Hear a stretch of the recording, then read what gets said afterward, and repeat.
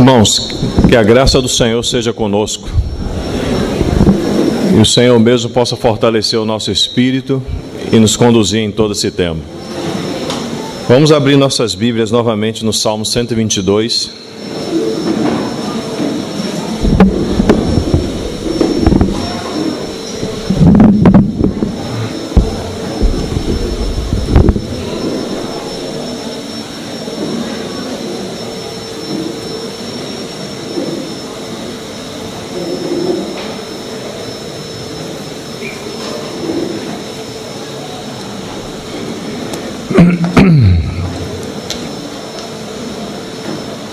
Salmo 122, vou usar mais uma vez a versão King James, no capítulo 1, ou versículo 1, que diz o seguinte: Cântico davídico de peregrinação, alegrei-me quando me convidaram, vamos à casa do Senhor. Eis que nossos pés chegaram nas tuas portas, ó Jerusalém, cidade construída em bases sólidas, edificada para unir todas as tribos do Eterno, em grande celebração de ações de graças ao nome do Senhor, conforme o mandamento dado a Israel. Obrigado. Vamos orar, irmãos.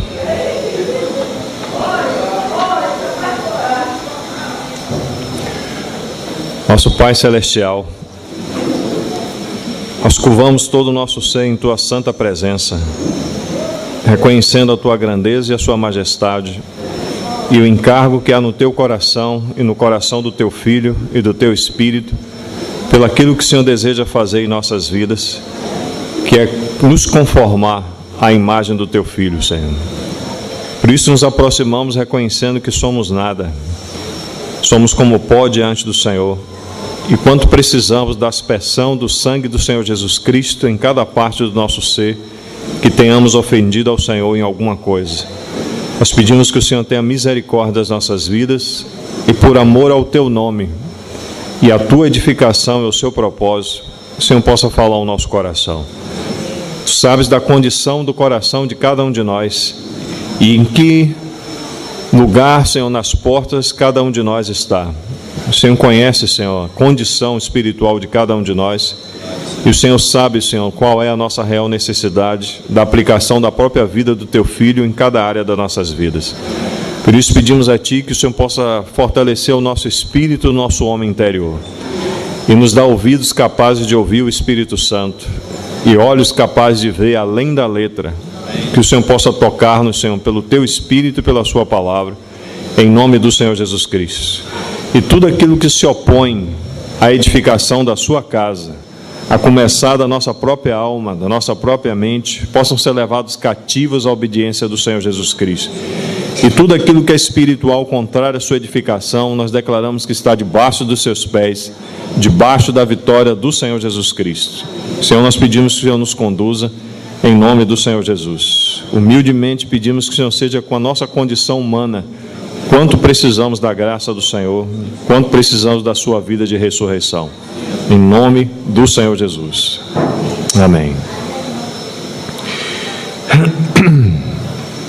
Irmãos, mais uma vez nós lemos esse Salmo de Davi, Salmo 122, e como o Senhor tem dado esse encargo de poder estar falando sobre as portas, mais uma vez nós estamos aqui no verso 2 que diz: Eis que nossos pés chegaram às tuas portas, ó Jerusalém, ou em outra tradução, nossos pés chegaram dentro das tuas portas, ou em outra tradução, nossos pés chegaram em frente às suas portas.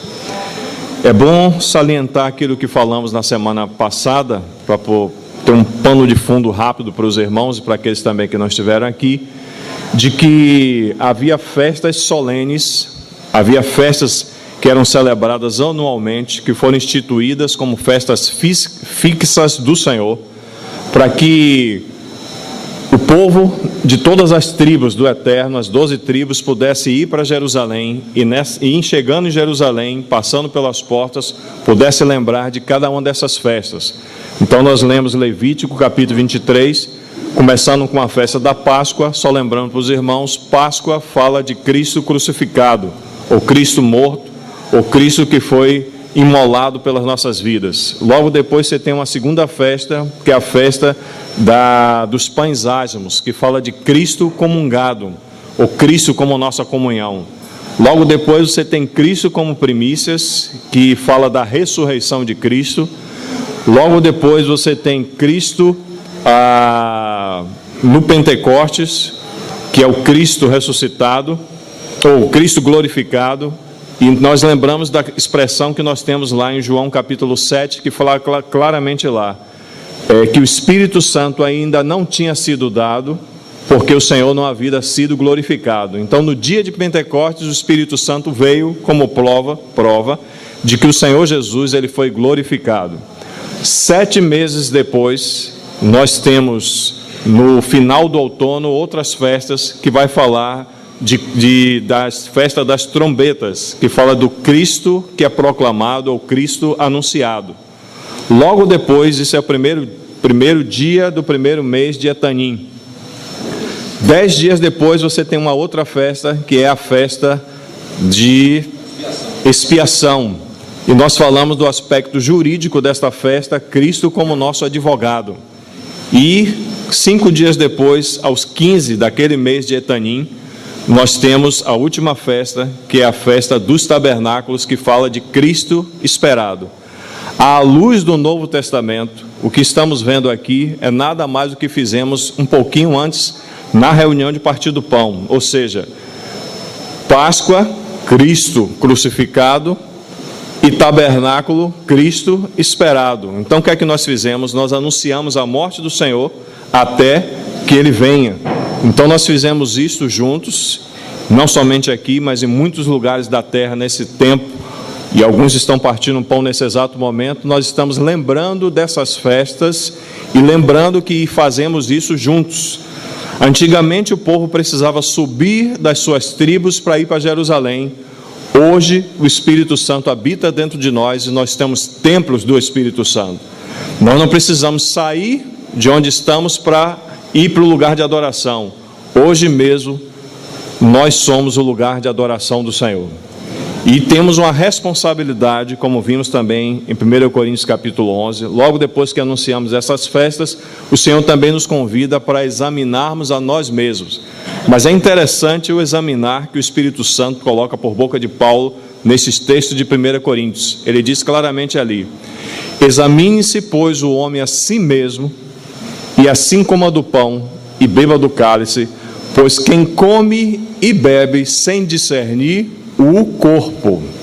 Ou seja, nós precisamos nos examinar, podemos usar essa linguagem, à luz da vida coletiva, à luz da vida que estamos vivendo, porque precisamos examinar a nossa vida à luz do corpo. Porque quem come e bebe sem discernir o corpo, ou seja, a vida coletiva, a vida orgânica, a vida espiritual, a vida que nós recebemos do Espírito e por esse Espírito fomos batizados para dentro do único corpo. E em outras palavras, o Senhor está dizendo que a nossa vida individualmente, porque somos membros desse corpo, vai influenciar a vida da Assembleia. O que nós fazemos em oculto é manifestado quando nós estamos juntos. Ai, é uma prova disso. E outras situações que é encontrado no Velho Testamento que também é prova disso. Então nós precisamos, ao chegarmos às portas, ao verificarmos a vida coletiva, examinarmos aonde nós estamos em relação a cada uma dessas portas que o povo adentrava e agora elas estão dentro de nós e estão também diante de nós, para que nós possamos verificar qual é o nível da vida, ou em que estágio da vida, ou em que lugar da experiência cristã nós estamos à luz de cada uma dessas portas. Então nós falamos para os irmãos sobre, vamos voltar lá para Neemias capítulo 3,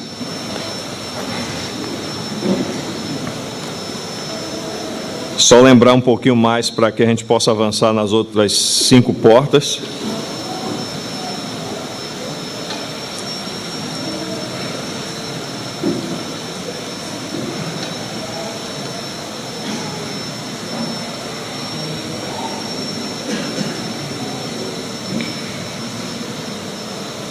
Só um pouco antes, uma página antes, Neemias capítulo 2. no versículo 11. Vou ler novamente na King James, porque você tem algumas expressões aqui que nós precisamos aplicar subjetivamente à nossa vida. Então, nós temos já de forma clara que as portas elas estavam numa situação de destruição, queimadas a fogo, e os muros estavam destruídos, ou seja, a vida coletiva que precisava de proteção não tinha. Então eles estavam desprotegidos. O que estava dentro estava como muito fácil o acesso para que o inimigo pudesse entrar e fazer a bagunça que ele quisesse. Não havia um testemunho, porque você vai ver uma expressão que é interessante um pouco depois, nos capítulos que vem para frente do livro de Neemias, que até esse exato momento do capítulo 11, no versículo 1, você tem a seguinte expressão: Santa Cidade de Jerusalém. Até o capítulo 11, até essa situação, onde estava ainda em degradação e tudo completamente destruído, eles não tinham testemunho de cidade e de cidade santa. O testemunho que eles tinham era de opróbrio, de ruína, de humilhação, de completa ignomínia, de confusão e de tantas outras coisas que aqueles inimigos que se levantaram trouxeram para dentro do arraial do povo do Senhor. Então a vida dentro dos muros era fraca e qualquer um podia chegar, como de forma na zombaria de um deles, assim: se chegar uma raposa, vai derrubar também esses muros. Mas não é bem assim. Mas o que nós encontramos aqui, irmãos, é uma situação caótica, mas que o Senhor reagiu a essa situação caótica, levantando homens para que pudessem ir em direção à situação. Então, quando nós chegamos no capítulo 2, versículo 11, você tem a seguinte experiência de Neemias: cheguei a Jerusalém e depois de 3 dias de permanência na cidade, levantei-me de madrugada à noite e saí com alguns dos meus amigos. Todavia, não compartilhei a ninguém o que meu Deus havia entusiasmado meu coração para que eu fizesse por Jerusalém. Não levei animal algum, a não ser aquele que eu montava. Preste bem atenção no verso 13. Desta maneira, saí de noite pela porta do vale, que é a porta da humilhação, já falamos sobre esse assunto, e fui até em Atanim, que é a fonte do dragão, a fonte do crocodilo, e a Shaar-Haspote, o portão do lixo, a porta do monturo, e examinei as muralhas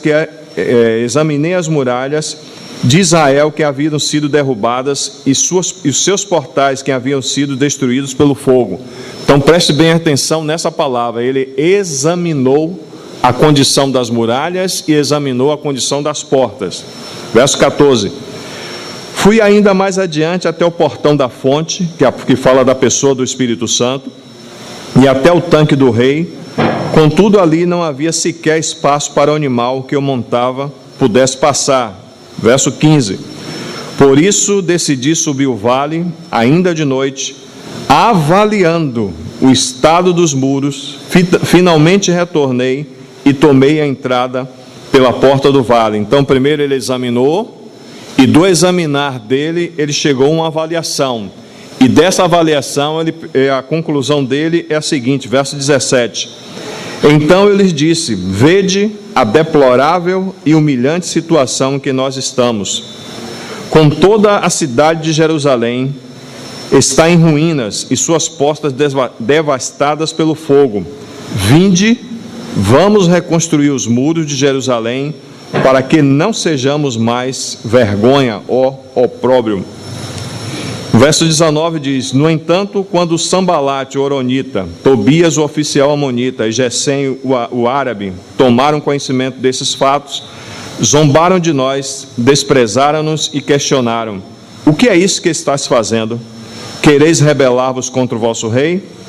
Afirmei-lhes então: o Deus dos céus é quem fará com que sejamos bem-aventurados e nos dará sucesso nessa obra, e nós, seus servos, apenas nos levantaremos e trabalharemos. Todavia vós não tendes nem parte, nem direito, nem memorial em Jerusalém. Então, do examinar, como nós temos lá em 1 Coríntios, ao examinar os muros e as portas, ele chegou a uma avaliação, e dessa avaliação ele concluiu que a situação na qual o povo estava vivendo era uma situação de completa humilhação e de vergonha, de completa degradação.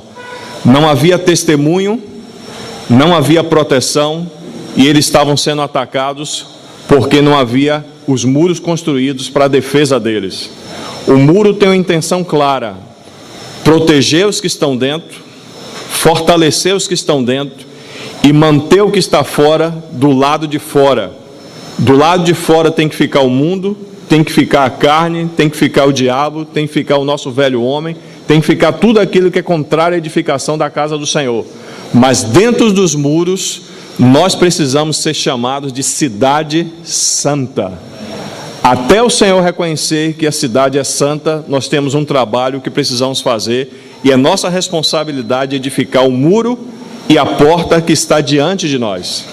E uma das coisas que precisamos lembrar é que, quando nós fazemos esse exame, de acordo com 1 Coríntios capítulo 11, nós temos que lembrar: examine-se o homem a si mesmo. Nós não somos chamados para examinar a vida dos irmãos. Nós somos chamados pelo Senhor para examinarmos a nós mesmos quando chegamos nessa festa solene, que é a reunião de partir do pão. Antigamente era anual, mas agora todos os dias estamos anunciando essas festas solenes. E é bom lembrar, como falei para os irmãos, que deve haver uma solenidade quando nós estamos reunidos, deve haver um respeito e temor em amor à pessoa do Senhor. Nenhuma obra servil pode ser feita, ou seja, nós não temos que introduzir nada que é humano nessa reunião, nem no nosso viver coletivo. Toda a obra que precisava ser feita, o Senhor Jesus Cristo lá na cruz declarou: está consumado. Ele é a Páscoa, Ele é os pães asmos, Ele é as primícias, Ele é o Pentecoste, Ele é a trombeta, Ele é a expiação, e Ele mesmo é o tabernáculo, ou seja, a festa dos tabernáculos. Então todas as realidades concernentes ao tipo, aquela tipologia das festas, se encontra em realidade nele. E se nós precisamos, por exemplo, de perdão dos nossos pecados, nós vamos para Cristo como o quê? Como nossa Páscoa. Se precisamos de comunhão, nós precisamos ir a Cristo como o quê? Cristo como nossa comunhão, Cristo como nosso comungar. Porque o próprio Senhor Jesus, o próprio Deus, através de Paulo, diz assim: que Deus nos chamou à comunhão do seu Filho. A centralidade do assunto de Deus é Cristo. Se precisamos de uma vida de ressurreição, Cristo, Ele mesmo, é primícias. Se precisamos de uma vida, de um viver, podemos assim dizer, experimentando os poderes do mundo vindouro, que é uma vida gloriosa aqui na terra, nós precisamos do Cristo glorificado. Nós precisamos do Cristo do Pentecostes. Nós precisamos da vida de poder do Espírito Santo dentro de nós para vivermos uma vida sobrenatural. Mas se queremos viver uma vida de proclamação do Evangelho, nós precisamos de Cristo como nossa trombeta, Cristo como aquele que anuncia, Cristo como aquele que coopera conosco na evidência e na pregação dele mesmo. Se precisamos de Cristo como advogado, então nós temos um advogado junto ao Pai, Jesus Cristo, o justo. Então precisamos achegar a Ele. Se precisamos de Cristo como nossa comunhão, Cristo como nossa comunhão coletiva, Cristo como aquele que precisamos esperar, então temos que encontrar todas essas respostas e todas essas realidades nele. Se não achamos nele, irmão, nós vamos encontrar em lugar nenhum. Então, o que Neemias fez aqui foi examinar, avaliar e chegar à seguinte conclusão. E ao chegar à conclusão de que eles eram opróbrio, vergonha, ignomínia, não havia testemunho, a cidade não era santa, qualquer um poderia vir e fazer chacota daquilo que eles estavam fazendo. Então a reação do Senhor no espírito daquele homem, no entusiasmo do seu coração, nós precisamos reedificar as portas. Então começamos por a porta das ovelhas. Não vou entrar em detalhes por conta do tempo, que a gente precisa avançar, mas a porta das ovelhas fala claramente de João capítulo 10, ele mesmo, Cristo é a porta das ovelhas, e a única porta que na edificação ela é consagrada, dedicada completamente aqui no seu início. Logo depois você tem a porta do peixe, que fala de que cada um de nós somos embaixadores, somos testemunhas, fomos chamados para pregar o Evangelho. Israel falhou nesse assunto, como está lá em Marcos capítulo 10, porque o Senhor disse que de Abraão, seriam benditas todas as nações da terra. E a descendência de Abraão se transformou numa nação que é Israel. Israel, o Senhor disse que seria chamado como casa de oração para todas as nações, e eles falharam com relação a esse assunto. Então o Senhor, o Pai, resolveu enviar o seu Filho, e através do Filho e através do Espírito Santo, agora nós temos a menção de alguns textos das Escrituras, como em Atos capítulo 1, e recebereis poder ao descer sobre vós o Espírito Santo, e ser-me-eis minhas testemunhas, tanto em Jerusalém, como na Judeia, como em Samaria, até os confins da terra. E quando o Senhor chamou Pedro, principalmente Pedro, e os demais discípulos que estavam com ele, inicialmente, naquele primeiro chamamento, o Senhor diz: vocês devem deixar as redes, e eu vos farei o quê? Pescadores de homens. Essa porta aqui fala da pregação do Evangelho, e de cada um de nós tem a responsabilidade, não somente os evangelistas, de pregarem o Evangelho. Logo depois, a outra porta que nós passamos aqui é a porta velha, que fala de Atos capítulo 2, versículo 42, sobre perseverar naquilo que os nossos pais apóstolos colocaram para nós pelo Espírito Santo, perseverar na doutrina dos apóstolos, na comunhão, no partir do pão e nas orações, e se acrescenta aí, e em cada alma havia temor. É o que falta hoje, nos dias que nós estamos vivendo, falta temor, mas unido a essa porta antiga, nós precisamos também pedir ao Senhor que o Senhor possa trazer temor ao nosso coração. Logo depois, quando nós passamos pela porta antiga, começamos a ganhar conhecimento, começamos a perseverar na doutrina dos apóstolos, começamos a ter comunhão, começamos a orar, começamos a também pregar o Evangelho, mas o Senhor agora precisa nos mostrar quem nós somos. Nós passamos pela porta do vale. A porta do vale, não se preocupe, você não precisa nem pedir que o vale venha para a sua vida. Mesmo que você não peça, e mesmo que você olhe assim: Senhor, afasta de mim esse vale, ele vem. Porque o vale vem, como está lá em Deuteronômio capítulo 8, para provar, para humilhar, para mostrar o que está no nosso coração, se guardaríamos ou não a porta antiga, o que recebemos dos nossos pais. E juntamente com a porta do vale, você tem pertinho da porta do vale a fonte do dragão. Uma vez que nos humilhamos, ou somos humilhados, vai começar a se manifestar na nossa própria pele quem nós somos. Como nós lidamos e nos relacionamos com os irmãos, como nos relacionamos com o nosso cônjuge, como nos relacionamos com nossos filhos, como nos relacionamos com o patrão, com o empregado. Então, nessas situações que são arranjadas soberanamente pelo Senhor, o Senhor prova o nosso coração nessa porta do vale. Uma vez que nós entramos pela porta do vale, a outra porta é a porta do monturo, que é a porta do lixo. A porta do lixo era uma porta que dava para o vale de Inom, onde se queimava o lixo que tinha naquela cidade. Então saíam as carroças e eram colocado o lixo lá fora, e o fogo era inextinguível. Era uma figura das trevas exteriores, com relação à questão do tribunal de Cristo. Então, quando um cristão for julgado, ele pode ganhar galardão, ou pode ser disciplinado por um tempo até que pague o último centavo.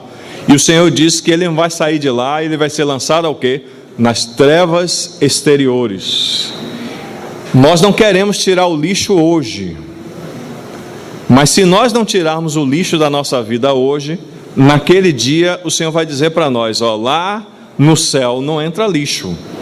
Então vocês têm que ficar fora da cidade, essa é a figura, e fora da cidade tem que ficar todo o lixo. Aqui dentro da cidade só pode ter ouro, prata e pedras preciosas. Mas o que é madeira, feno e palha, o que é humano, o que é a glória humana, o que é o trabalho humano precisa ser colocado tudo lá de fora. Então, uma vez que somos humilhados e na fonte do dragão que está na nossa carne começa a manifestar essas coisas, nós entramos agora numa outra experiência, que é despojamento do velho homem e revestimento do novo homem, como diz lá o livro de Efésios. E quando chegamos nessa situação de despojamento, que é responsabilidade nossa, com a graça do Senhor, nós agora encontramos no versículo 15, a porta da fonte, que fala do Espírito Santo. João capítulo 4, versículo 14, o Senhor diz: quem cresce nele, iria haver uma fonte que iria jorrar para a vida eterna. E em João capítulo 7, o Senhor fala claramente também sobre o Espírito Santo, e diz: quem crê em mim, do seu interior fluirão rios de águas vivas.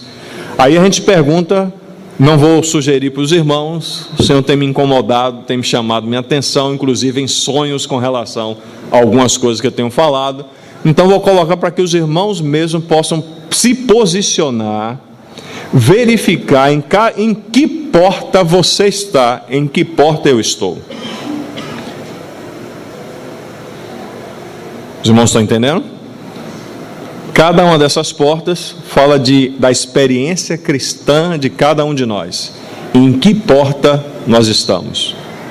Então nós chegamos na porta da fonte, que é a porta do Espírito Santo, e logo depois da porta da fonte você tem a porta das águas. Nós lemos para uns irmãos Efésios capítulo 5, que fala lá claramente que o Senhor está lavando a igreja, limpando a igreja pela lavagem de água, pela palavra, para apresentar a si mesmo igreja gloriosa, sem máculas, sem rugas, sem coisa semelhante. Vamos entrar agora nas portas restantes e terminá-las, se o Senhor assim permitir. É bom salientar para os irmãos o seguinte: se você olhar para o relógio, talvez esteja aí no seu pulso, você vai verificar que esse relógio, ele tem 12 pontos. Como em Jerusalém tem 12 portas. Você vai verificar que o seu relógio não anda para trás. Se faltar a bateria, ele para em alguma porta. Mas é interessante a vida cristã, que não é como um relógio, mas pode ser comparada. Uma vez que nós paramos, nós começamos a regredir. A vida espiritual é dessa mesma maneira. Vamos supor que você tenha chegado na porta do monturo. Vamos supor que tenhamos chegado na porta do monturo, que é você colocar o lixo para fora. E você está nessa experiência. O Senhor está ali humilhando, o Senhor está ali provando, o Senhor está mostrando o que está no seu coração, no relacionamento com os irmãos, no relacionamento com os pais. Mas chega um determinado ponto que a gente se cansa.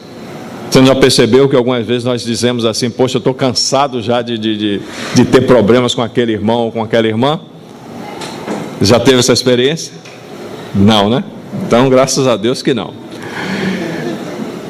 E aí chega um determinado momento que nós não queremos colocar mais lixo nenhum para fora e dizer assim: sabe de uma coisa, para por aqui. Mas você vai perceber que a partir daquele momento que você disse que para, o relógio começa a contar de forma regressiva.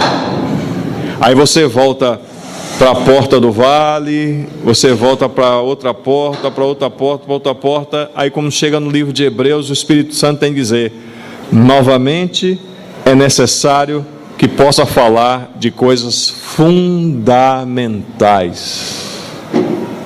Quando nós chegamos no livro de Hebreus, ainda é necessário dizer assim: é necessário que aqueles que se aproximam de Deus creia que Ele existe e que Ele é galardoador daqueles que o buscam.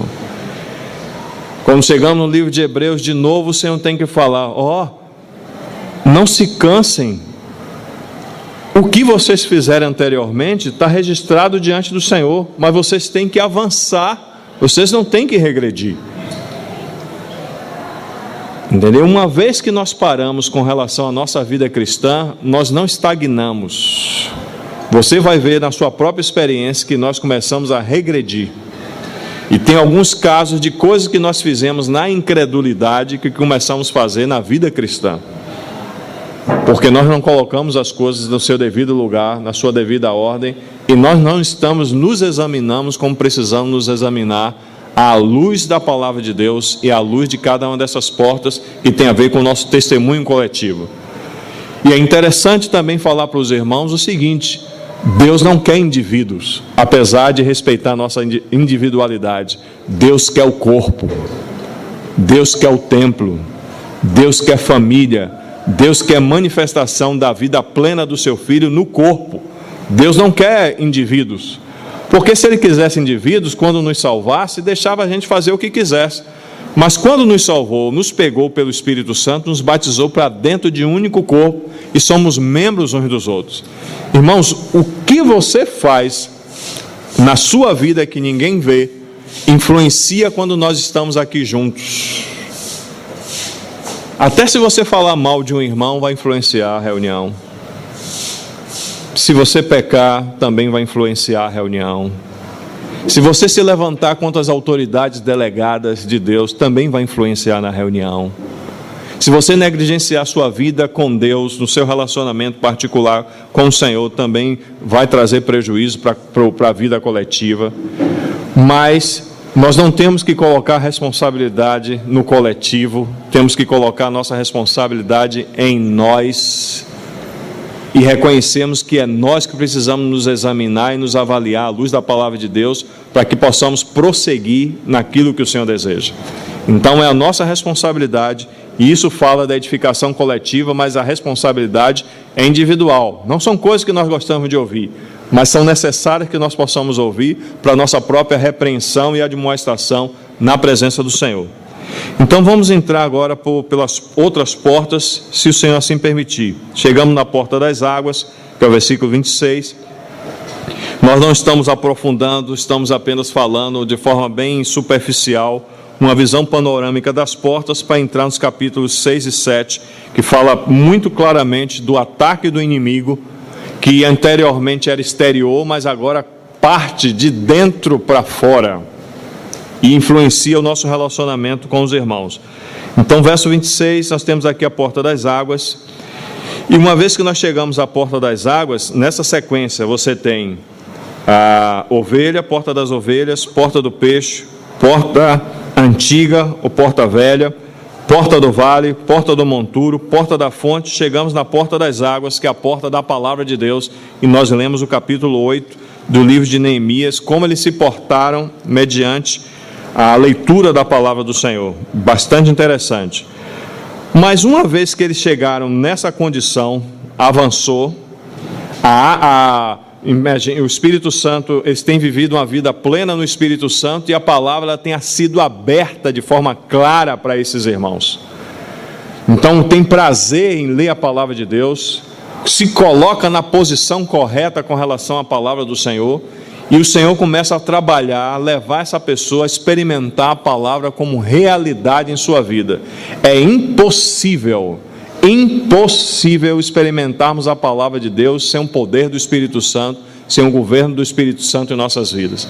O Espírito Santo nos leva a palavra aí devolve, nos leva para o Espírito Santo. O Espírito Santo nos leva novamente a palavra novamente nos leva ao Espírito Santo, e vamos crescendo gradativamente até chegarmos àquilo que o Senhor deseja.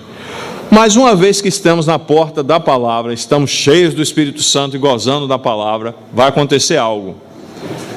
Verso 28, porta dos cavalos.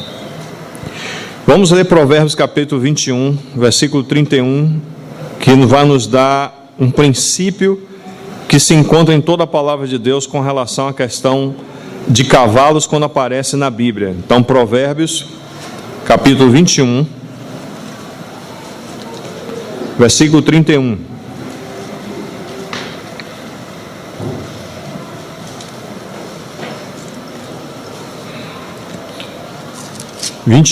Diz assim: o cavalo prepara-se para o dia da batalha, mas a vitória vem do Senhor.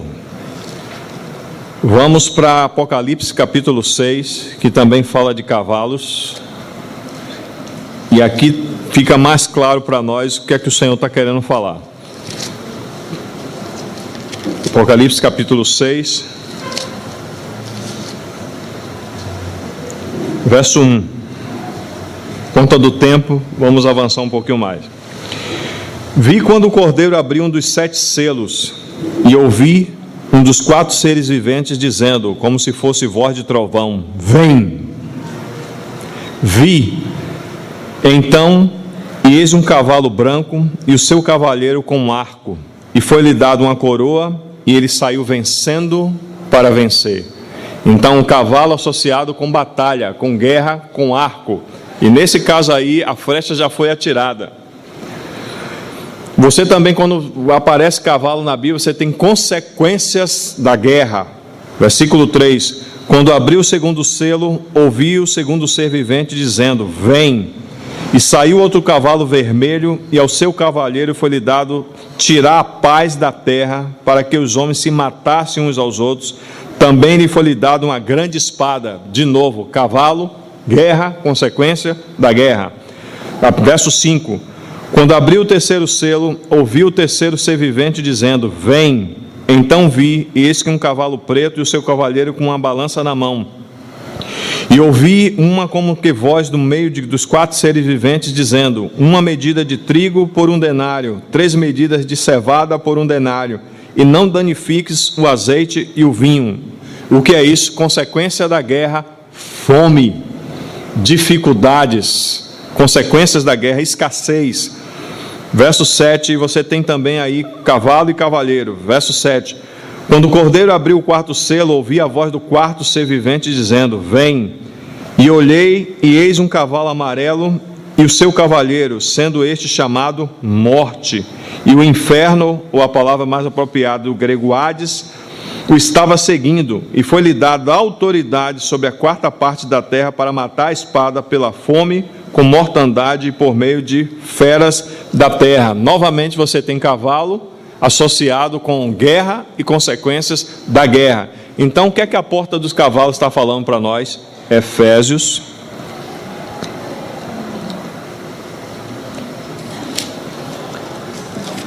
capítulo 5, 6. Olha o que o Espírito Santo faz questão de registrar antes de falar sobre guerra. Ele diz assim, capítulo 6, verso 10: quanto ao mais, sede fortalecidos no Senhor e na força do seu poder. Revestivos de toda a armadura de Deus, para poderes ficar firmes contra as ciladas do diabo. Verso 12: porque a nossa luta é contra os irmãos e contra as pessoas. Não? Porque a nossa luta, como diz aí, não é contra o sangue e carne, e sim contra os principados e potestades, contra os dominadores deste mundo tenebroso, contra as hostes espirituais da maldade nas regiões celestes. Então, a porta do cavalo fala sobre batalha espiritual. E batalha espiritual está contaminado no sistema do cristianismo com coisas que não tem nada a ver com batalha espiritual. A batalha espiritual começa aqui, Se somos vencidos aqui, somos vencidos na nossa alma, no restante da nossa alma e também no nosso corpo. Então, essa porta que fala sobre o cavalo, fala sobre batalha espiritual, sobre luta espiritual, e é necessário que tenhamos todas as outras portas no lugar para sabermos o que é batalha espiritual, porque tem muito crente enganado, pensando que pode viver na carne e no pecado e lidar com assuntos espirituais. Tem até apologia a esse tipo de coisa, mas não é assim, irmãos, segundo a experiência que o Senhor tem nos dado nessas portas. Então voltamos agora para o livro de Neemias. Porta dos cavalos. Logo depois das portas do cavalo, vamos só voltar um pouquinho no versículo 25, e você tem a porta do cárcere. Aí você pergunta, irmão, um cristão pode estar encarcerado? Pode, mas aqui é no sentido positivo. Eu vou colocar para os irmãos que sentido é esse aqui. Verso 25 diz: Palau, filho de Uzai, reparou defronte do ângulo e da torre que saía da casa real, que está junto ao pátio do cárcere. Está escondido essa porta, mas ela está aqui. Você vai ver que pátio é sinônimo de praça, e você vai ver que muitas vezes pátio e praça estão relacionados na frente das portas. Então, o que é que a porta do cárcere fala para nós? Ela fala de uma experiência cristã, daquilo que Paulo fala no livro de Atos. Vamos ler aí Atos, no finalzinho, capítulo 23. Perdão, Atos capítulo 27, no versículo 23.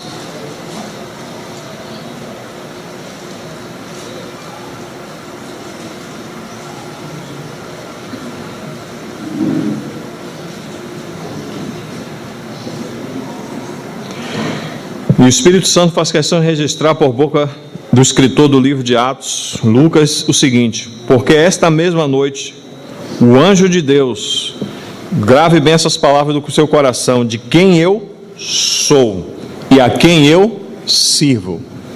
De quem você é e quem você serve.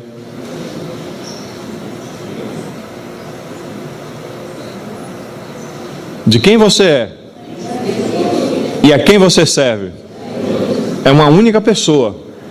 Se é uma única pessoa, então vamos para Filipenses,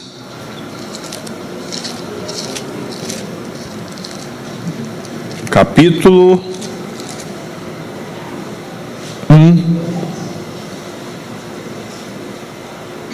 versículo 27, que diz assim: vivei acima de tudo por modo digno do Evangelho de Cristo, para que, ou indo ver-vos, ou estando ausente, ouça no tocante a vós outros, que estáis firmes em um só espírito, com uma só alma, lutando junto pela fé evangélica. E que em nada estáis intimidados pelos adversários, pois o que é para eles prova evidente de perdição, para vós outros da salvação, e isso da parte de Deus. Verso 29. Porque vos foi concedida a graça de padecerdes por Cristo, e não somente de crerdes nele. De quem somos e a quem servimos, não recebemos apenas a graça de crer nele, mas recebemos a graça de padecer por ele. Então vamos ver as palavras de Paulo claras com relação a esse assunto de padecer por Cristo.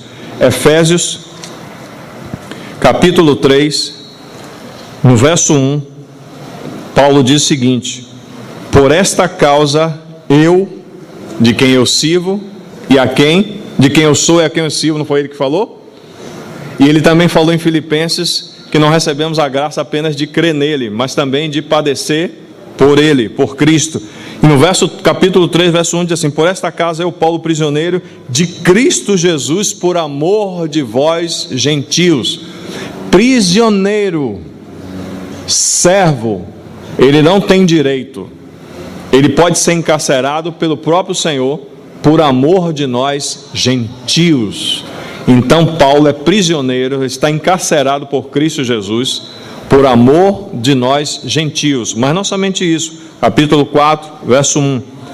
Rogo-vos, pois, eu o prisioneiro no Senhor, que andeis de modo digno da vocação que fostes chamados.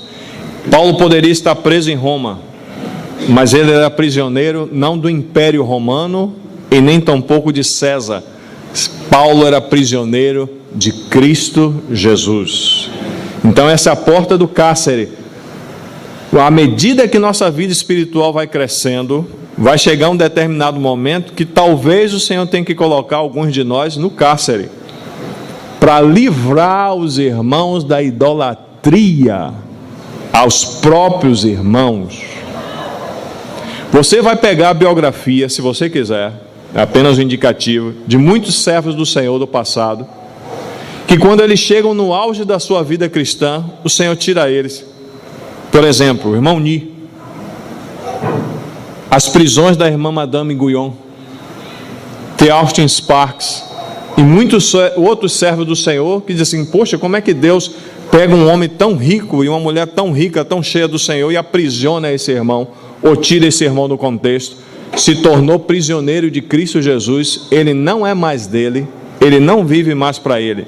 Então essa é uma condição de vida, irmãos, que nós precisamos chegar, e precisamos, à luz da porta do cárcere, verificar se a nossa vida é dessa maneira, se somos prisioneiros de Cristo, se de fato Cristo é quem temos servido, se de fato Cristo é de fato o nosso dono. Então, sendo Ele o nosso dono, então essa é uma experiência, irmãos, muito alta da vida cristã. Nós não reclamamos de nada. E de onde o Senhor nos coloca e com quem a gente coloca, essa é uma experiência de vida espiritual alta. E João vai mostrar isso claramente para nós. Pega aí, Apocalipse capítulo 1. Porque naqueles dias não existia, irmãos, nenhum irmão mais maduro do que o apóstolo João. Não tinha. Paulo já tinha passado, os outros apóstolos já tinham passado, só tinha João, mais maduro dos apóstolos naquele momento. E ele diz o seguinte, Apocalipse capítulo 1, versículo 9: Eu, João, irmão vosso e companheiro na tribulação, no reino e na perseverança em Jesus, achei-me na ilha chamada Patmos. Por quê? Por causa da palavra de Deus e do testemunho de Jesus. Quem mandou João para o exílio da ilha de Patmos, que só tinha pedra? O imperador. E quando é que você vê no livro de Apocalipse João se queixando de onde o Senhor o tinha colocado? E o imperador pensou que, uma vez que ele estava exilado na ilha de Patmos, não ia acontecer mais nada com ele. Pelo contrário, Deus precisava encerrar o cânon das Escrituras com o livro de Apocalipse, usando um homem exilado cheio do Espírito Santo, transbordando do Espírito Santo. Mas ele estava exilado, encarcerado, prisioneiro de Cristo Jesus por causa da palavra e por causa do testemunho do Senhor Jesus Cristo. Então, irmãos, essa é uma indicação clara para cada um de nós que está aqui. Não coloque seus olhos sobre os presbíteros, não coloque seus olhos sobre irmão mais velho nenhum entre nós, não coloque seus olhos sobre apóstolo nenhum, não coloque os seus olhos sobre equipe de obreiros, coloque os seus olhos sobre o Senhor Jesus Cristo. Porque se eles falharem, você vai falhar juntamente com eles. Mas para que o Senhor nos guarde, o Senhor tira esses irmãos de calibre espiritual alto e coloca eles de lado, aparentemente de lado, para Ele fazer o que Ele deseja fazer mais profundamente na vida desses irmãos. Quer ver um outro exemplo disso? Jó. O homem temente a Deus, homem que se desviava do mal, homem justo, homem que não colocava os seus olhos sobre a donzela. O que é que Deus fez com ele? Deixou que Satanás, ele mesmo, fosse e tratasse com a vida de Jó. Mas falou para Satanás: não toca na vida dele, o resto pode levar tudo. Mas também deixou a mulher. E não é pejorativo, é positivo. Porque nós falamos muitas vezes pejorativamente, porque a mulher disse: amaldiçoa esse Deus e morre. Mas a mulher permaneceu com Jó o tempo todo. E quando Deus restaurou a família de Jó, restaurou com a mesma mulher. Amém? Mas Deus tirou Jó de cena. Mas quando Jó voltou, o que é que o Senhor fez?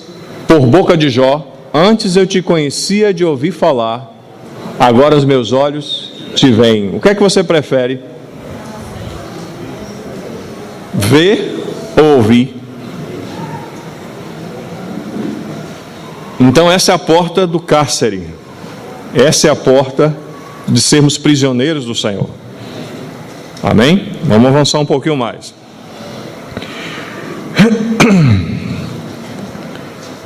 Vamos para a porta do versículo 29.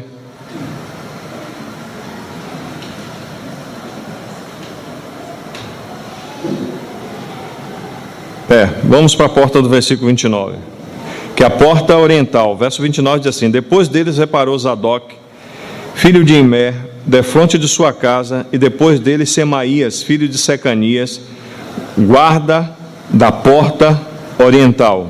Do que fala a porta oriental? Vamos pegar Ezequiel capítulo 40. Ezequiel 43, eu acho. Ezequiel. Isso. Ezequiel capítulo 43 diz assim: Então me levou à porta que olha para o oriente, e eis que do caminho do oriente vinha a glória do Deus de Israel. A sua voz era como um ruído de muitas águas, e a terra resplandeceu por causa da sua glória. Verso 4. A glória do Senhor entrou pelo templo, pela porta que olha para o oriente, porta oriental. O Espírito me levantou e me levou ao átrio interior, e eis que a glória do Senhor enchia o templo. Então ouvi uma voz que me foi dirigida do interior do templo, e um homem se pôs de pé junto a mim e me disse: Filho do homem, este é o lugar do meu trono. Meu Deus do céu.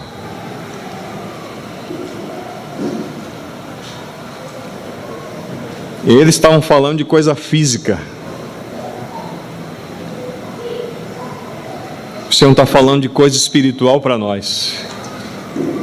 Eu e você somos o lugar do seu trono. Somos templos do Espírito Santo. Este é o lugar do meu trono e o lugar da planta dos meus pés, onde ele anda, onde ele deveria andar, onde habitarei no meio dos filhos de Israel. Lá era no meio, agora ele habita dentro de nós. E ele ainda diz assim: para sempre. Os da casa de Israel não contaminarão mais o meu nome santo, nem eles, nem os seus reis, com as suas prostituições e com os cadáveres dos seus reis nos seus monumentos, pondo o seu limiar junto ao meu limiar e a sua ombreira junto à minha ombreira, e havendo uma parede entre mim e eles, contaminaram o meu santo nome com as suas abominações que faziam. Por isso eu os consumi na minha ira. Não é isso que o Senhor fala lá por boca de Paulo? Se alguém destruir o templo de Deus, o próprio Deus o destruirá. Somos templos do Espírito Santo, irmãos. Esse templo, essa vida, esse lugar que você se olha no espelho muitas vezes, deveria ser o trono da glória de Deus, e a glória de Deus deveria se manifestar dentro de nós. E ele está falando que ele entrou por essa porta, mas a gente está falando de porta, vamos voltar, para eu não me empolgar aqui. Então ele está falando sobre essa porta, então ele entrou pela porta o quê? Oriental. E está falando dessa porta que está aqui no versículo 29 do livro de Neemias. E no capítulo 44 diz assim: Então me fez voltar para o caminho da porta exterior do santuário que olha para o oriente, a qual estava fechada. Disse-me o Senhor: esta porta permanecerá fechada, não se abrirá, ninguém entrará por ela, porque o Senhor Deus de Israel entrou por ela, e por isso permanecerá fechada. Trocando em coisas espirituais, uma vez que o Senhor entrou dentro de nós, essa porta tem que ser fechada, e ela só pode ser aberta quando o Senhor voltar. Por isso o salmista diz assim: levantai, ó portas, as vossas cabeças, levantai-vos, ó portais internos, para que entre quem? O Rei da Glória. O Rei da Glória deseja voltar, irmãos. Não é voltar simplesmente para esse mundo, ele precisa voltar para nós. Você compreende? Mas essa porta aqui, fisicamente, agora lá em Israel, está fechada. Eu não quis trazer os slides, que ia tomar tempo dos irmãos, mas quando você chega diante dessa porta oriental, ela foi fechada por um rei chamado Saladino, um rei árabe que viveu mais ou menos 1100 e alguma coisa, século XII.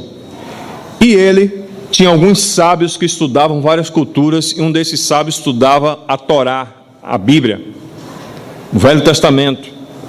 E ele descobriu, estudando a Torá, que o Messias entraria por aquela porta. Sabe o que é que ele fez? Ele disse: já que o Messias vai entrar pelaquela porta, então vou fazer o seguinte, vamos fechar a porta. E Saladino fechou a porta, e a porta está fechada até o dia de hoje. Só que um tempo depois, estudando também as Escrituras, não ele, mas outros, eles também reconheceram que o Messias do povo de Israel deveria ser um sumo sacerdote. E examinando a lei, eles descobriram que o sacerdote não pode tocar em coisa impura. E aí colocaram um cemitério, você vai ver lá, porta dourada e um cemitério embaixo. E aí você vai ver que eles colocaram o cemitério de propósito na porta dourada, para que o sumo sacerdote Messias não pudesse entrar por aquele lugar. Só que eles esqueceram uma coisa: o Senhor Jesus Cristo, Ele é a ressurreição e a vida. E Ele não precisa de portas físicas para entrar onde Ele deseja entrar. Mas só que o nosso Senhor é tão educado que Ele só entra por portas que são abertas. Ele não entra pela janela, Ele não vai pelo fundo, Ele não é ladrão nem salteador, mas Ele é o Senhor da casa, e o Senhor da casa só entra pela porta da frente. Amém? Então a porta oriental está falando da vinda do Senhor. Mas aí quando nós falamos dessa porta oriental e fala da vinda do Senhor, deve haver em nós o que está no apóstolo Paulo. Vamos lá para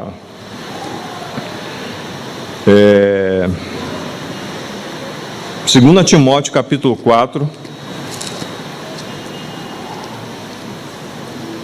Então essa porta deve gerar em nós uma expectativa com relação à vinda do Messias, do nosso Senhor Jesus Cristo, que já veio, e Ele vem pela segunda vez, não como um cordeiro frágil, mas Ele virá como o leão da tribo de Judá e vai colocar em ordem todas as coisas com sua autoridade.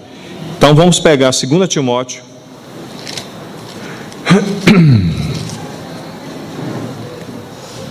capítulo 1,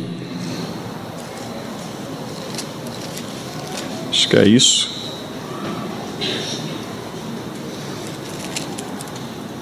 Não, é 2 Timóteo capítulo 3,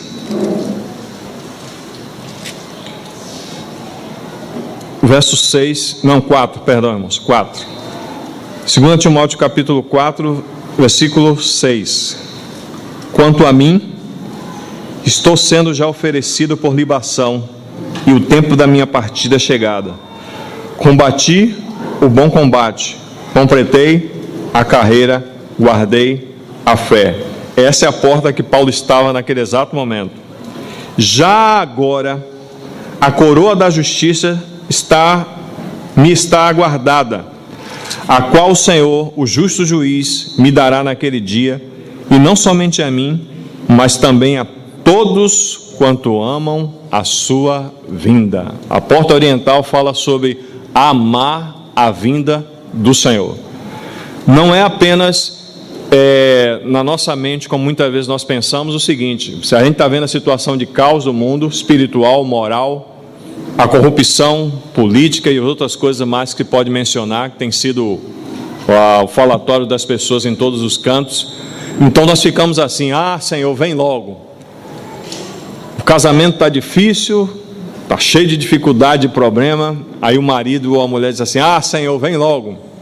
Aí você não casou ainda, ou algumas vezes talvez tem expectativa de casar ou não, mas aí você diz: Senhor, vem logo. Situação difícil financeira, e a gente diz assim: Senhor, vem logo. Isso não é amar a vinda do Senhor. Amar a vinda do Senhor, pense só, eu quero que você pense, se você quiser pensar. Se não quiser pensar, também não tem problema nenhum. Mas o que é que você mais ama?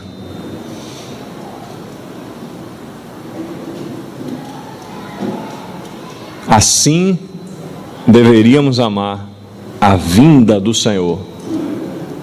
Não queremos a sua vinda por aborrecimento, não queremos a vinda do Senhor por causa da tribulação, não queremos a vinda do Senhor por causa de escassez financeira ou dificuldades ou até mesmo enfermidades, mas queremos a vinda do Senhor porque amamos que Ele venha. O amor é tão grande, tão tremendo, tão em ebulição no nosso interior por Ele, porque só temos um desejo, vê-lo. Nós não temos desejo de mais nada.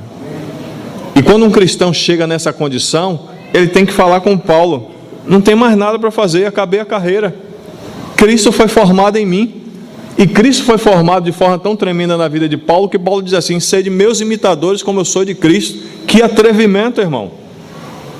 Mas é um atrevimento no espírito, com a autoridade de alguém que tem realmente a vida e a condição de Deus para viver essa vida. E chamar os outros para serem imitadores dele, como ele é imitador também de Cristo.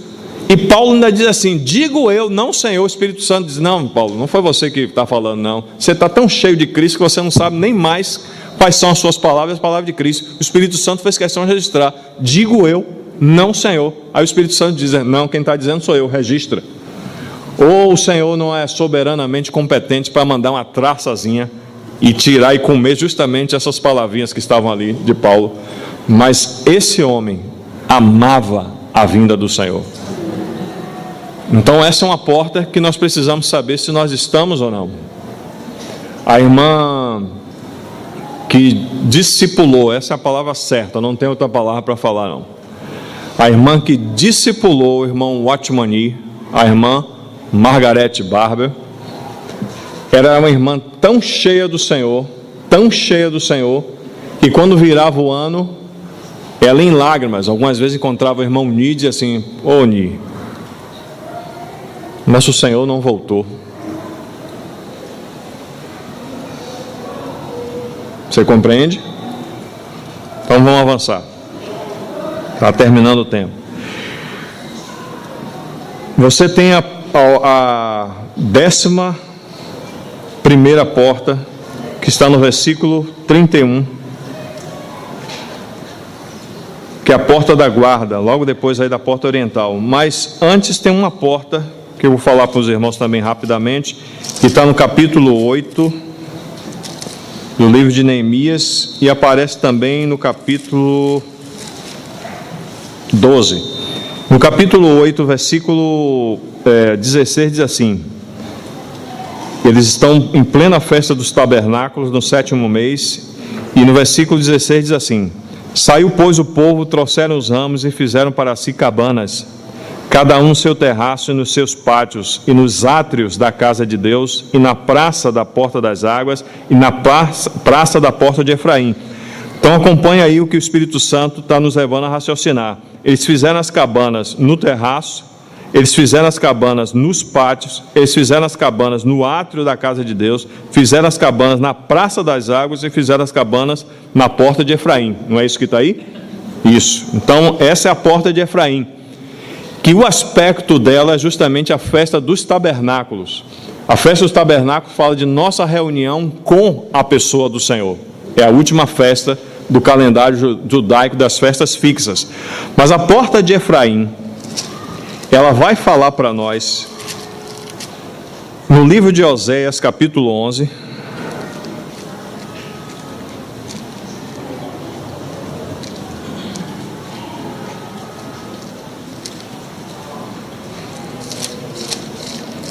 logo depois de Daniel, irmãos. Oséias 11,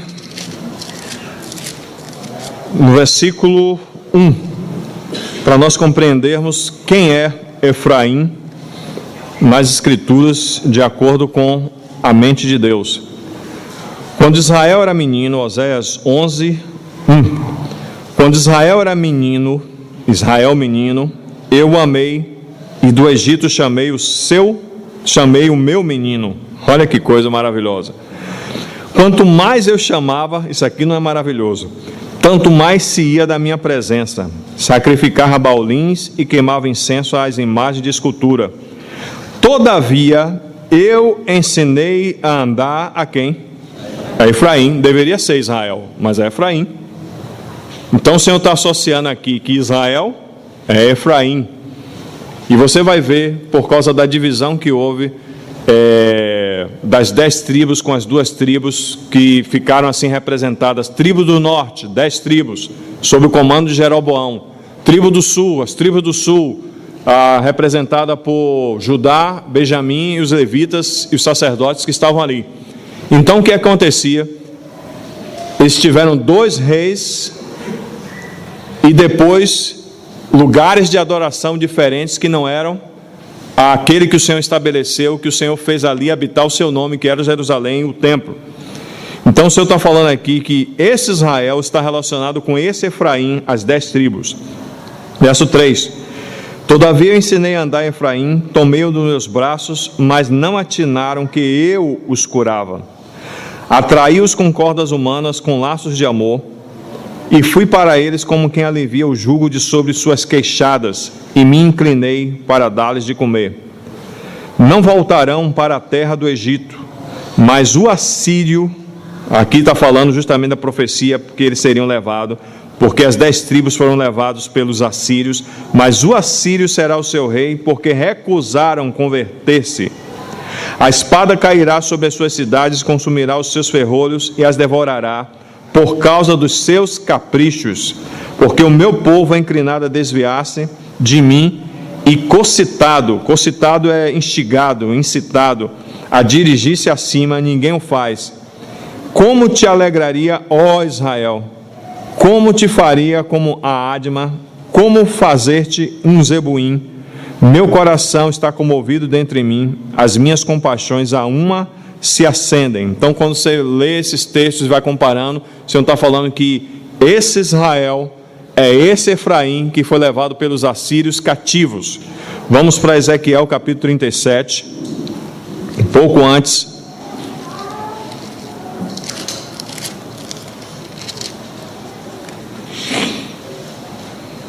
No versículo 15, diz o seguinte, para compreendermos um pouco mais o assunto. Veio a minha palavra do Senhor dizendo, Ezequiel 37, verso 15. Veio a minha palavra do Senhor dizendo, tu, pois, ó filho do homem, toma um pedaço de pau e escreve nele, para Judá e pelos filhos de Israel, seus companheiros. Depois toma outro pedaço de pau e escreve nele, para José, vara de Efraim, e para toda a casa de Israel, seus companheiros. Então o Senhor está fazendo a divisão aqui entre Judá e entre José, que é vara de Efraim, ou de Efraim ele mesmo. Verso 17. Ajunta-os um ao outro. Então os 2 paus têm que agora ficarem juntos. Faze deles um só pau, para que se torne apenas um na tua mão.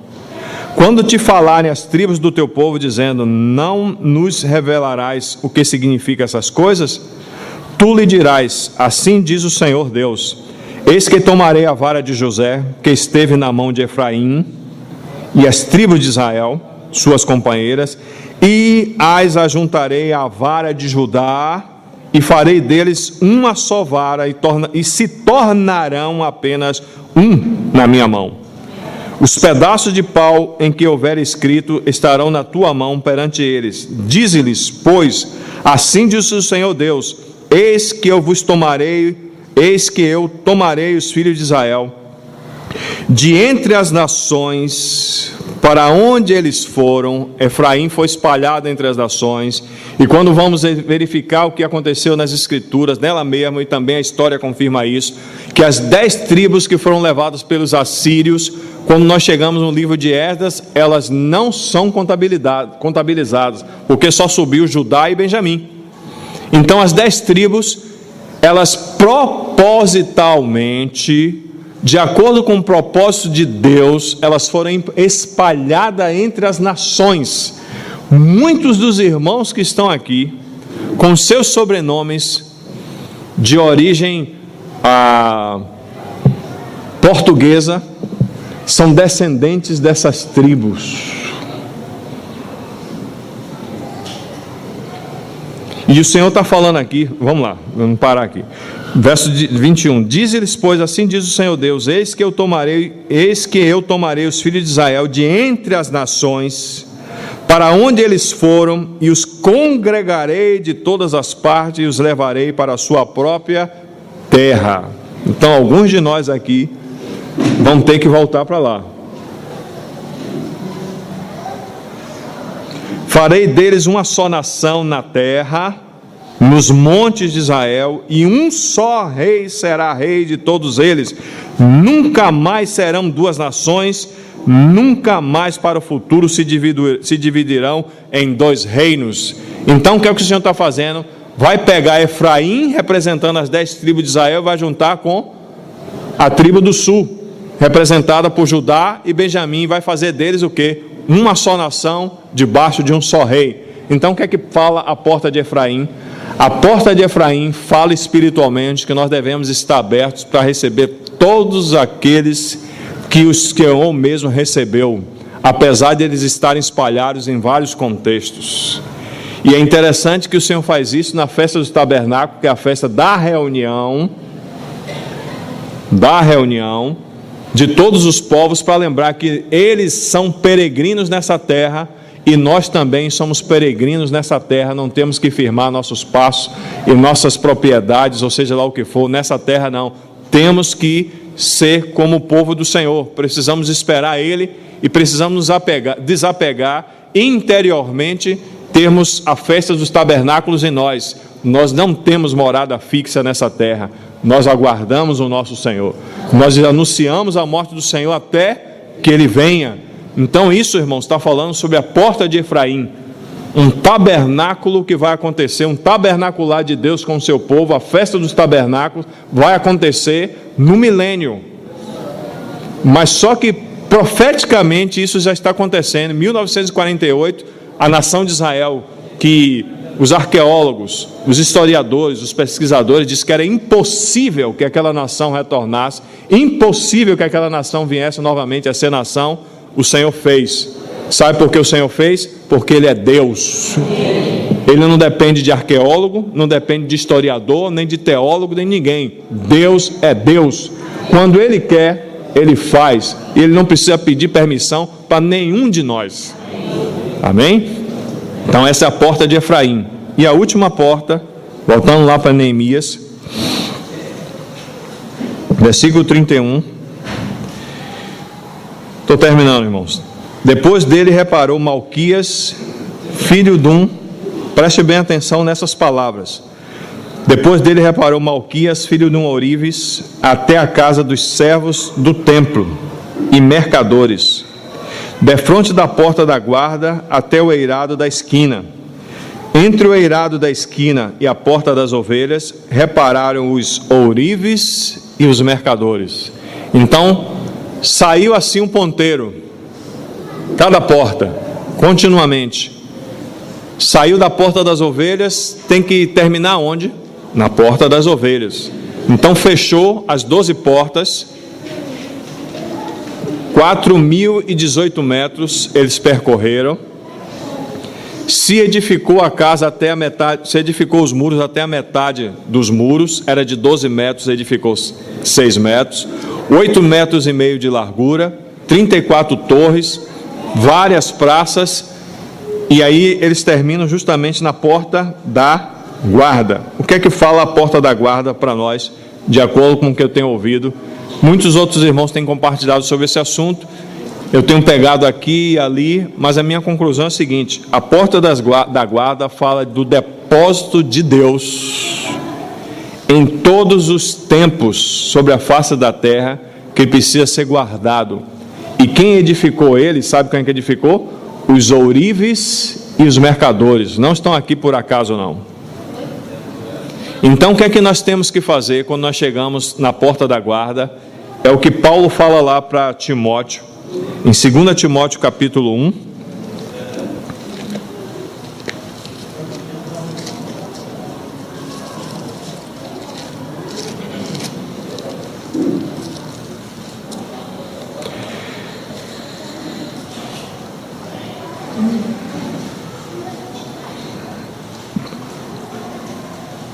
versículo, 2 Timóteo capítulo 1, versículo 13, que diz o seguinte: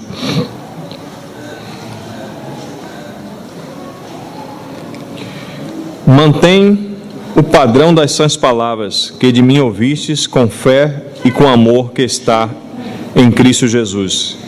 Guarda o bom depósito mediante o Espírito Santo que habita em nós. E Romanos capítulo 11, versículo 33.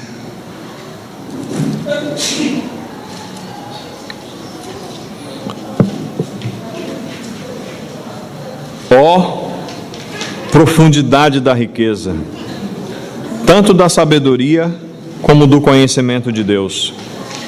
Quão insondáveis são os seus juízos e quão inescrutáveis os seus caminhos. Quem, pois, conheceu a mente do Senhor? Ou quem foi o seu conselheiro? Ou quem primeiro lhe deu a ele para que venha a ser restituído? Porque dele, e por meio dele, e para ele, são todas as coisas. A ele, pois a glória eternamente. Amém. Poderia ficar aí, mas precisamos lembrar do que o Espírito Santo fala em Apocalipse para a igreja em Filadélfia, e não fala para nenhuma outra igreja.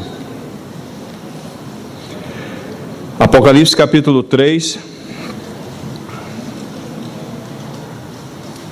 versículo 7 diz assim: ao anjo da igreja de Filadélfia escreve: essas coisas diz o santo, o verdadeiro, aquele que tem a chave de Davi, que abre e ninguém fechará,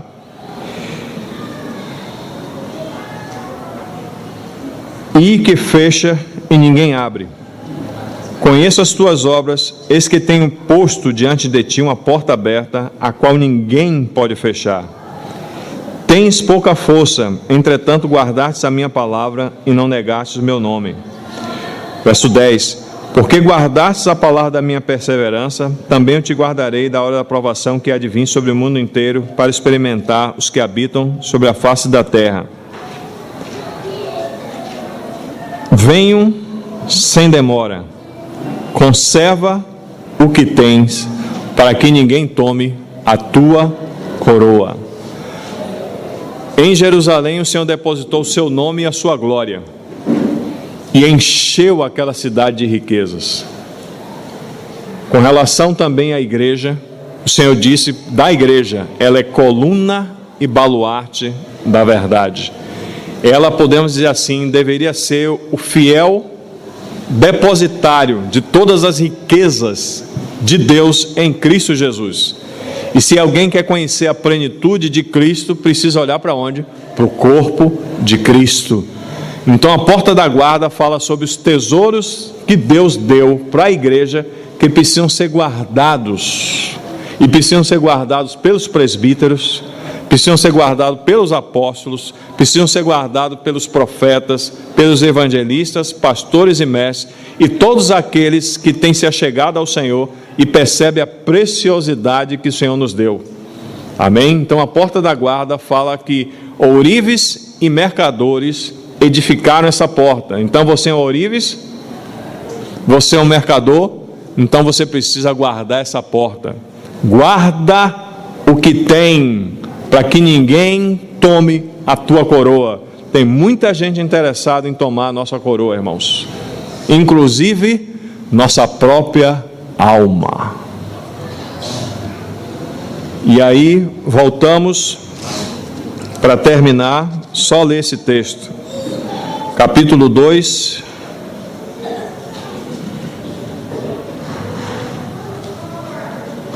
verso 19: porém Sambalá, o Horonita, e Tobias, o servo amonita, e Gesem, o arábio, quando souberam, zombaram de nós e nos desprezaram, e disseram: que é isso que fazeis? Quereis rebelar-vos contra o rei? Então lhes respondi: o Deus dos céus é quem nos dará bom êxito. Nós, seus servos, nos disporemos e reedificaremos. Vós, todavia, não tendes nem parte, nem direito, nem memorial em Jerusalém. Consecutivamente, paralelo à obra que aqueles judeus estavam fazendo, e você tinha edificadores, você tinha carregadores, você tinha os servos, você tinha os tecoitas, você tinha os sacerdotes, você tinha os servos de outros lugares, você tinha nobres, Alguns nobres não quiseram colocar a mão na edificação, mas o Espírito Santo fez questão de registrar aqueles que colocaram as suas mãos na edificação, aqueles que carregaram, aqueles que tiverem interesse no edificar o testemunho da casa do Senhor, o testemunho da cidade do Senhor. Então foi registrado um por um. Mas ao mesmo tempo que eles estavam ali edificando, esses 3 personagens, juntamente com os de Asdod, que são descendentes dos filisteus, eles se opuseram à edificação da casa do Senhor. Então, com uma mão, eles tinham a colher de pedreiro, que eu não sei se era colher de pedreiro, mas tinha uma colher na mão para edificar, mas a outra mão tinha espada. Então, ao mesmo tempo que havia edificação, havia guerra, mas aquilo ali estava acontecendo do lado de fora para dentro. Então precisamos edificar essas portas e não guerrearmos contra os nossos irmãos, porque hoje é do lado de dentro. Antigamente, a árvore do conhecimento do bem e do mal estava fora, a árvore da vida estava fora. Adão pecou, caiu, o Senhor mandou a figura clara daqueles animais que foram sacrificados e cobriram. Veio o Senhor Jesus Cristo, a realidade de todas essas coisas. Então a vida de Deus está dentro de quem? De nós. E nossos pais comeram a árvore o fruto do conhecimento do bem e do mal, e o fruto do conhecimento do bem e do mal está onde? Também está o quê? Dentro de nós. Então nós precisamos perceber, irmãos, que a guerra agora não é do lado de fora. A guerra agora é do lado de dentro. O templo era físico, agora o templo é espiritual. A proteção dos muros do testemunho da cidade santa era fora, era física, agora é espiritual. Então há uma responsabilidade nossa espiritualmente, como disse Paulo lá em 1 Coríntios capítulo 3, cada um veja como edifica. Nós queremos edificação? Vocês estão aí ainda? Amém. Nós queremos edificação? Amém. Mas não existe edificação, irmãos, com guerra. Porque a guerra deveria ser contra os principados e potestades, não contra os irmãos. Mas você vai ver que os princípios que estão aqui em Neemias capítulo 4 e Neemias capítulo 5, em algumas outras partes aqui e ali, você vai ver que o problema agora, no nosso tempo, e a gente vai ver os textos que comprovam isso, é dentro de nós, e se manifesta no nosso relacionamento com os nossos irmãos. Então, a prova que se estamos edificando ou não, se estamos sendo edificados, é uma solidificação do nosso relacionamento uns com os outros. Porque, voltando para terminar, o último texto que vou ler para os irmãos é o que está no Salmo, pode pegar aí Salmo 122.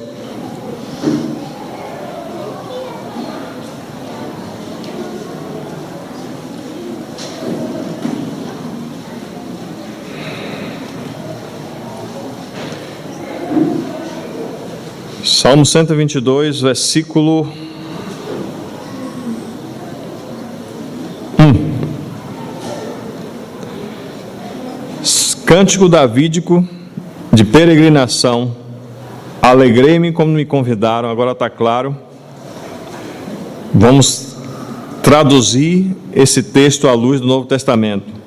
Cântico davídico de peregrinação. Alegrei-me quando me disseram: somos a casa do Senhor. Verso 2: eis que nossos pés chegaram às tuas portas, ó Jerusalém, cidade construída em bases sólidas, edificada para unir. Esse é o princípio da edificação da casa de Deus. Quando tem edificação, tem união. Quando não tem edificação, não tem união. Se falamos mal uns dos outros, é porque tem alguma coisa que não está sendo edificada corretamente em nós, ou está sendo edificada com material que não é de Deus. Quando nos ajuntamos para falar mal um do outro, é porque não está havendo edificação. Quando gastamos o nosso tempo, em vez de estarmos orando uns pelos outros, estamos acusando uns aos outros, é porque isso não pode ser chamado de edificação. A edificação, como princípio da palavra de Deus, é: Jerusalém foi construída como uma cidade compacta, como está a revista aí atualizada, foi edificada para unir todas as tribos do Eterno. A igreja, ela precisa, irmãos, perceber a responsabilidade. Cada um de nós, eu e você, precisa perceber a responsabilidade que temos na edificação da casa do Senhor. Não é a responsabilidade do outro. O irmão que está do seu lado não é responsável pela sua vida espiritual diretamente. Cada um de nós é responsável pela nossa vida espiritual diante do Senhor. E a responsabilidade de examinar, de avaliar e saber em que porta nós estamos e a condição que nós estamos é de cada um de nós, não é do outro. Colocamos a culpa num grupo de irmãos. Colocamos a culpa numa família de irmãos. Colocamos a culpa no irmão. Colocamos a culpa na irmã. Não. Precisamos ver a nossa responsabilidade.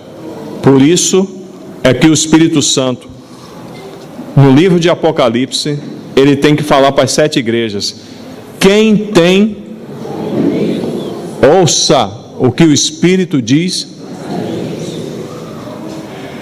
Senhor, colocamos tudo isso que falamos em tuas preciosas mãos. Que o seu Santo Espírito, que é extremamente competente para realizar a obra que o Senhor deseja que seja realizada em nós, possa pegar essas palavras e aplicar ao nosso coração. Nós não temos esperança em nós mesmos e somos gratos ao Senhor por essa consciência nos dada pela sua palavra. Nossa esperança é o Senhor. As tuas misericórdias são a causa de não sermos consumidos. Suas misericórdias, Senhor, não têm fim. Não nos achegamos a Ti confiados nos nossos méritos, nem no que podemos fazer ou deixar de fazer, nem tampouco introspectivamente lembramos dos nossos pecados, mas reconhecemos que o Senhor é poderoso para fazer infinitamente mais do que tudo quanto pedimos ou pensando, conforme o seu poder que opera em nós. Pedimos que o Senhor opere em nossas vidas, por amor ao teu nome, por amor à sua edificação, por amor ao seu propósito. O Senhor tenha misericórdia das nossas vidas. Nos ajude a termos consciência da nossa responsabilidade em Ti, diante do Senhor. Em nome do Senhor Jesus Cristo, nos guarda e nos livra de nós mesmos, de nos avaliarmos menos ou de nos avaliarmos a mais do que pensamos, mas que o Senhor nos ajude a ver como o Senhor vê a cada um de nós. Nas tuas misericórdias e gradativamente o Senhor nos ajude a vermos na luz da sua palavra e da tua presença. Em nome do Senhor Jesus Cristo, nós te agradecemos, Senhor.